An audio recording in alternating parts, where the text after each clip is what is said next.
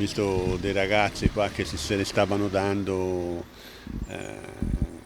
così facevano una rissa e nulla, ho mollato il cane dentro e sono andato lì in mezzo a dividerli.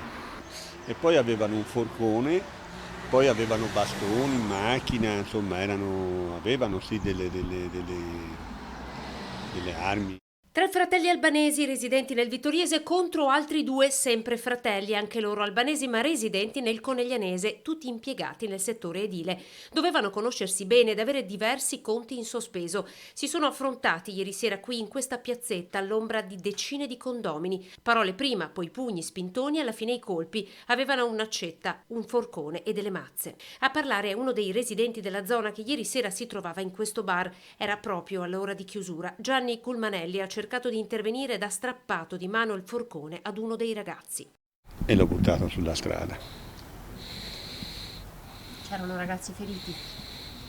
C'era questo ragazzo qua, aveva il volto pieno di sangue, sì, guarda, perché aveva preso botte, cazzotti, calci, così. Dopo le botte e la fuga, i tre fratelli montano su una Mercedes, imboccano via Antonello da Serravalle, passano con il rosso, non rispettano nemmeno la precedenza, vanno a sbattere qui all'incrocio contro un'auto guidata da due donne anziane. Gli altri due scappano a bordo di una BMW e finiscono contro un'auto in sosta. I primi riportano diverse ferite e sono tutti ricoverati a Conegliano. I secondi sono stati identificati e rintracciati. Nell'abitazione di uno di loro i carabinieri hanno trovato 20 grammi di cocaina. Hanno tra i 20 e i 30 anni, sono stati denunciati per rissa, lesioni, quest'ultimo arrestato per droga. Per le due donne sono stati refertati 30 e 10 giorni di prognosi. Sul posto i carabinieri, oltre al forcone, hanno trovato anche una picozza e poi l'auto del papà dei tre fratelli di Vittorio Veneto con tutti i finestrini rotti.